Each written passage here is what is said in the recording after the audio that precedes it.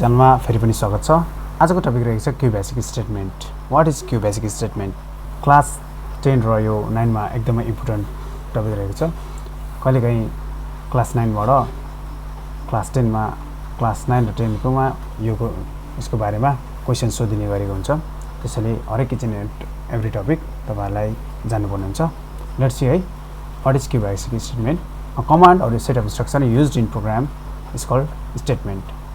The statement performs specific tasks in the program. There are several different types of statement in Qbasic programming language. For example, CLS statement, clear the screen; print statement displays the output; and input statement takes the input from the users. In the section, we will learn some general statement of Qbasic program. यो भन्दा अगाडि नै हामीले लजाउँ अब CLS सबभन्दा सुरुको statement. This statement is used to clear the output screen. Generally, it is used at the starting of the program. Syntax चाहिँ CLS हुन्छ। Syntax यो जहिले पनि यदि आयो भने एक्जाममा तपाईहरुले डेफिनेसन लेखेर सिन्ट्याक्स लेख्नु छ नभुल्नु होला। सक्नुहुन्छ भने एक्जाम्पलमा पनि लेखिदिनु होला। It will be better for the हैन चाहिँ कपी चेक गर्नलाई तपाईहरुलाई सजिलो हुनेछ। तपाईहरुलाई मार्क्स चाहिँ कुनै पनि आधारले काट्नु पनि पाउँदैन।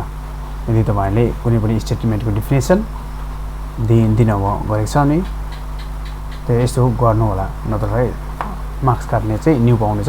त्यही भएर चाहिँ हरेक स्टेटमेन्टको तपाईहरुले यदि आएको छ भने डेफिनेसन दिएको छ भने तपाईहरुले डेफिनेसन दिनुस्, यसको सिन्ट्याक्स लेख्नुस्, अनि त्यसपछि यसको सक्नुहुन्छ भने एक्जाम्पल दिएर यसलाई इन गर्नु होला। यो चाहिँ सुरु मैले लेखिन्छ।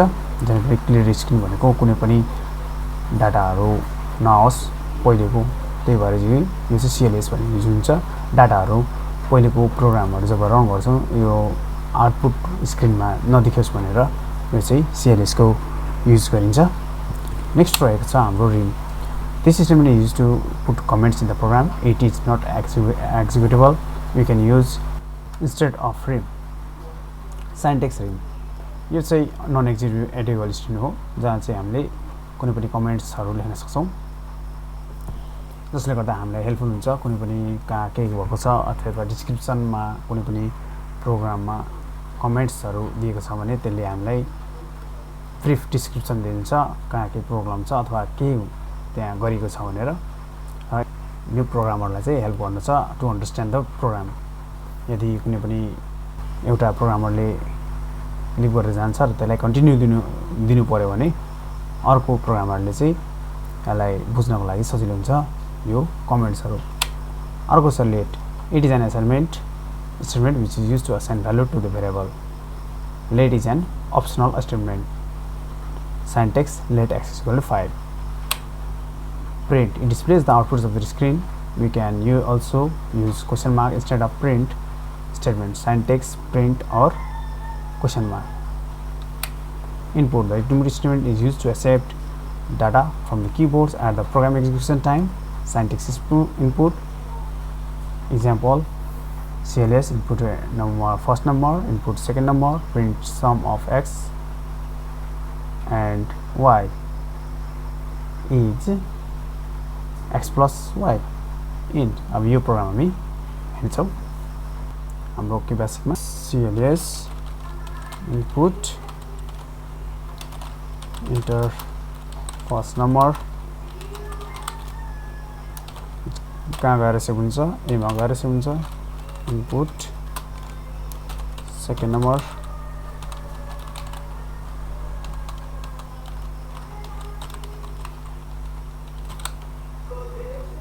कहाँ गएर सेभ हुन्छ, बी मा print some of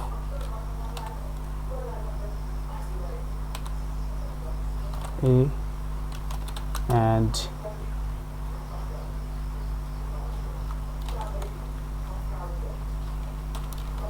B is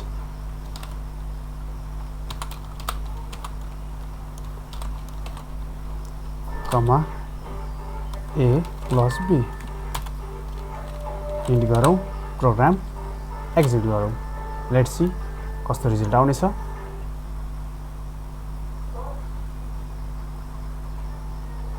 हाम्रो प्रोग्राम रन गर्छ। लेट्स इन्टर यहाँबाट number हालौं 1 2 sum of 1 and 2 is 3 हाम्रो प्रोग्राम राइट भएको छ यसरी हामी प्रिन्ट को इनपुट र प्रिन्ट को प्रयोग गर्न सक्छौं क्लियर स्क्रिन है अब अगाडि बढौं यसरी इनपुट को प्रयोग गर्यौं हामीले अनि प्रिन्ट को पनि int statement is used to terminate the execution of the program it stops the further processing of the program यो हामीलाई जानेको कुरा हो जसले चाहिँ int भनेपछि हाम्रो प्रोग्राम चाहिँ int गर्ने काम हुन्छ प्रोग्रामलाई टर्मिनेट गर्ने काम हुन्छ अगाडि फर्दर प्रोसेसिङ हुँदैन यो int कमान्डले अर्को छ read data this statement can process the large number of data where let and input statement can process only one data and once this statement read the given value of data statement and stores them in suitable variable यो चाहिँ धेरै डाटाहरु read गर्नको लागि हामीलाई यसले मद्दत गर्दछ जस्तै साइन्टिस्टमा देख्छ रिड र डाटा जस्तै यहाँ दिएको छ cls read xyz ab is equals to x plus y plus z print ab average is equals to ab अनि यहाँ चाहिँ डाटा 10 20 30 दिएको छ int यहाँ चाहिँ अलिकति हामीलाई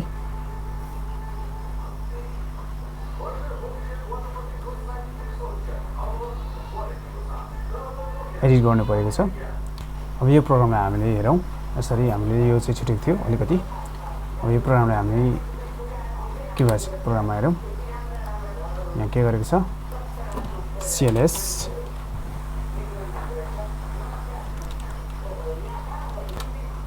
read x y z avg भन्ने एउटा डिक्लेयर गरेको छ जसलाई चाहिँ हामीले x plus y plus z गरेका छौं अनि x plus y plus z Edison गर्छ अनि यसलाई चाहिँ डिभाइड गरेको छौं कतिले 3 ले त्यसपछि हामीले प्रिन्ट avg गरेका छौं एभरेज लाई चाहिँ डिस्प्ले गरेका छौं अनि डाटा चाहिँ कहाँबाट लिने गरेका छौं यहाँबाट 10 20 र फेरि गरौँ 30 यसरी डाटा लिएर गरेका छौं अनि इन गरेका छौं लेट्स सी एक्जिक्युट गरौँ प्रोग्रामलाई ठ्याक्कै त्यो सिरियल वाइज हाम्रो xyz जसरी सिरियल छ रेस्पेक्टिभली यसलाई लिने गर्दछ xyz ले x को ठाउँमा 10 हुन्छ भने y को ठाउँमा 20 हुन्छ z को ठाउँमा 30 हुन्छ यसै avg 20 गरेको छ यसरी डाइरेक्टली हाम्रो डिस्प्ले आएको छ 30 30 60 6 3 2 6 फाइनली यो आउटपुट आएको छ यदि हामीले चेन्ज गर्यौं भने अब जस्तै हामीले चेन्ज गर्दियौं यहाँ हामीले राख्दियौं 40 राख्दियौं भने अब यहाँ प्रोग्राम एक्जिक्युट गरौँ भ्यालु चेन्ज गरेर हेरौँ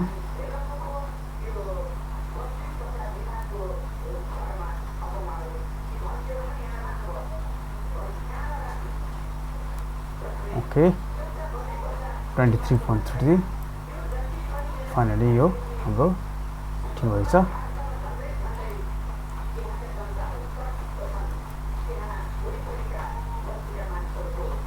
यो भिडियो यति नै थ्यांक्स फर वाचिङ हामी अर्को भिडियोमा हेर्नेछौं प्लिज यो भिडियोलाई यो च्यानललाई सब्स्क्राइब गर्न नभुल्नुहोला र सपोर्टको आशा राख्दै यो भिडियोलाई यति नै आउँछु